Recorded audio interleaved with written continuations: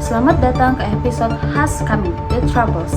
The Troubles bermula pada lewat 1960-an dan berlarutan lebih daripada 30 tahun. Saya telah kehilangan seorang sosok yang sangat saya perlukan dan sangat saya sayangi dalam hidup saya, yaitu ayah saya sendiri. Rasa takut menjadi sebahagian daripada hidup kami, dan mereka anggap kami musuh, tetapi kami bukan musuh. Dan saya ada peluang untuk bercakap dengan mereka yang sekarang saya panggil kawan.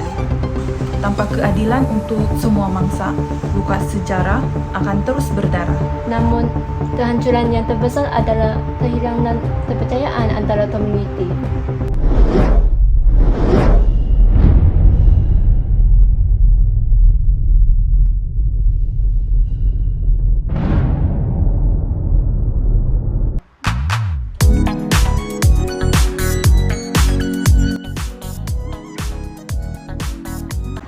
Selamat datang ke episode khas kami, The Troubles, Luka Lama Harapan Baru. Hari ini kami akan bawakan satu perbincangan yang menyentuh sejarah, luka lama dan juga harapan baru, yang dikenali sebagai The Troubles di Ireland Utara. Bersama saya hari ini, 7 suara daripada berbagai latar akan membincangkan isu ini, antaranya sejarawan, aktivis, penganalisis, wakil masyarakat, dan juga seorang anak muda yang membawa suara masa hadapan. Jadi, mari kita mulai dengan satu soalan. Apa sebenarnya The Troubles? The Troubles bermula pada lewat 1960-an dan berlarutan lebih daripada 30 tahun. Ramai menyangka bahawa ia hanyalah setakat konflik agama, iaitu Katolik lawan Protestan. Namun, ia jauh lebih daripada kompleks. Ia mengenai identiti politik dan sejarah penjajahan.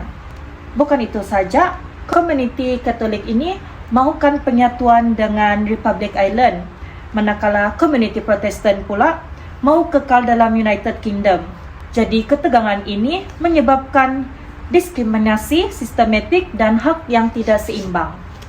Jadi menurut saya sendiri sebagai wakil Katolik nasionalis, konflik ini berlaku bukan disebabkan senjata, tetapi berlaku disebabkan diskriminasi, di mana diskriminasi ini berlaku dari rumah, dari tempat kerja, dan juga boleh melalui pendidikan.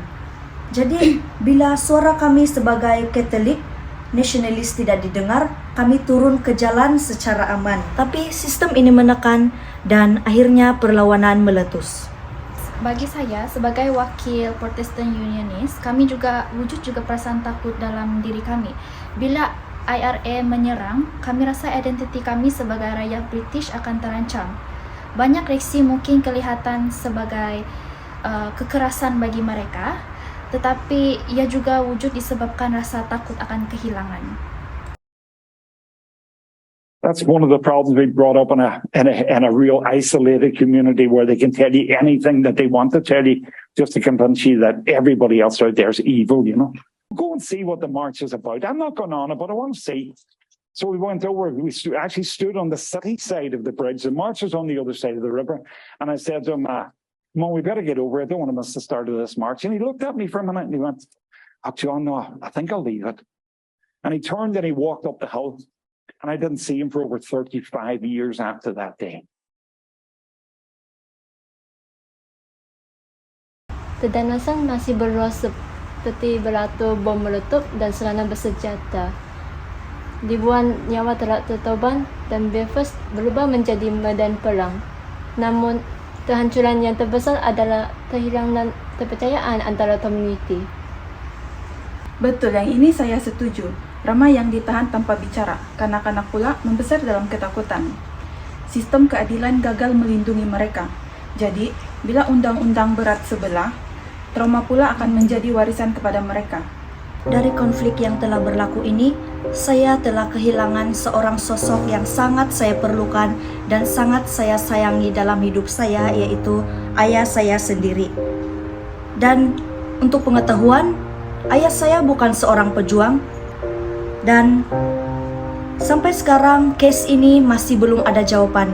Tidak ada respon, tidak ada kabar dari mana-mana pihak pun.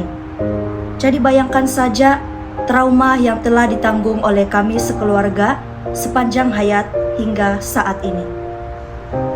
Kami juga kehilangan banyak orang kurang tersayang akibat keganasan ini. Ibu dan ayah saya pergi dan tidak kembali lagi.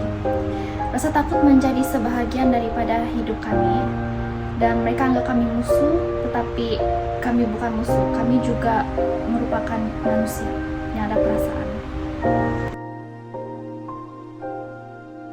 Baiklah, saya juga turut bersimpati terhadap pengalaman dan juga trauma yang mungkin menjejaskan emosi dan juga mental health bagi pihak-pihak yang terlibat.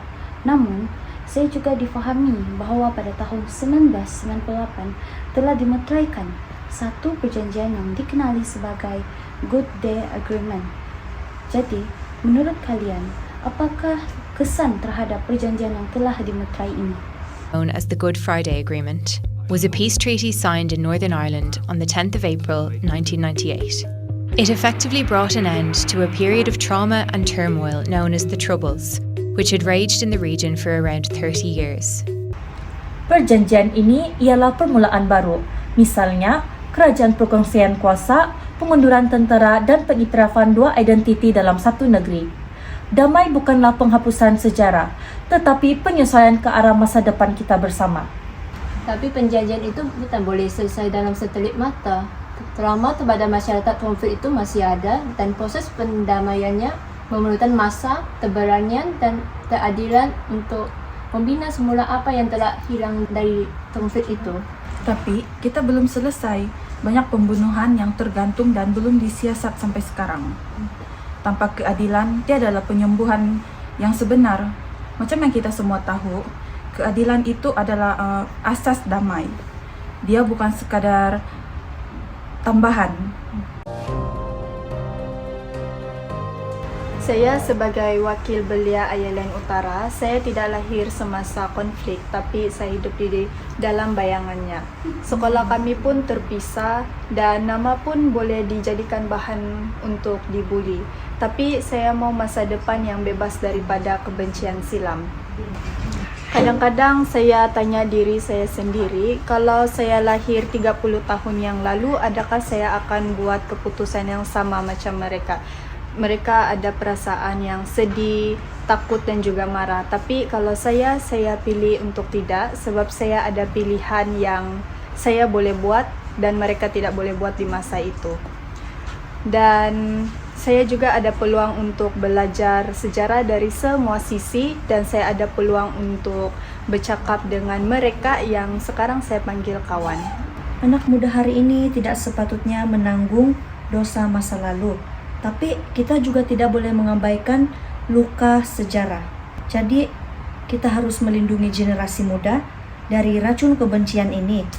Bukan dengan menafikan sejarah, tetapi dengan mengatakannya dengan jujur.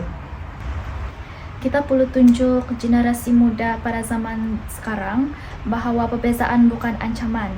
Kita boleh hidup bersama tanpa menindas sesiapa. Oleh itu, kita boleh mengubah masa depan mulai pada hari ini. Okey, baiklah. Jadi, menurut kamu semua, adakah sebenarnya damai ini boleh dicapai? Saya percaya, tapi perlu pendidikan, dialog dan keberanian untuk mendengar. Mungkin forum ini sekecil ini, tapi ini adalah langkah pertama. Baiklah. Sebelum kita menamatkan perbincangan kita ini, saya sebagai pengerusi ingin mengetahui apakah pengajaran yang boleh diperolehi daripada pihak-pihak yang terlibat. Pengajaran yang boleh diperolehi sebagai ahli sejarah untuk isu ini adalah sejarah yang disenyapkan kemungkinan akan berulang. Dari saya sendiri sebagai seorang wakil Katolik nasionalis, pengajaran yang boleh saya peroleh daripada isu ini ialah bahawa suara minoriti tidak boleh dipadamkan kerana keadilan itu dapat dicapai apabila kita benar-benar mendengar, bukan untuk membalas tapi untuk memahami. Sebagai wakil Protestant Unionist, pengajaran yang kita boleh ambil di sini adalah jangan jadikan ketakutan alasan kepada kebencian. Sebagai penanalisis politik, pengajaran yang saya peroleh dari sisi pembicaraan bahawa kompromi itu bukan tanda kelemahan tetapi bukti kebijaksanaan dan kekuatan untuk membina solusi terbaik untuk masa depan Ireland. Bagi pihak saya pula, aktivis hak asasi manusia, pengajaran yang mungkin kita boleh dapat dalam isu ini adalah hak asasi itu tidak memilih agama. Ia milik kita semua. Tanpa keadilan untuk semua mangsa, luka sejarah akan terus berdarah. Saya sebagai wakil belia pun bersetuju yang kita semua berhak untuk mendapat keamanan. Terima kasih kepada panelis dan pendengar kepada podcast kami. Saya berharap podcast ini tidak hanya menjadi ingatan kita pada masa lalu, tetapi juga menjadi satu cahaya untuk kita di masa hadapan. Seperti kata pepatah, damai tidak datang dengan senjata, tetapi damai datang melalui keberanian. Itu sahaja daripada kumpulan kami. Tetapi ingat, dunia tidak berubah karena senyap. Tetapi dunia berubah apabila kita memilih untuk bercakap dan mendengar. Sekian, terima kasih. Bye.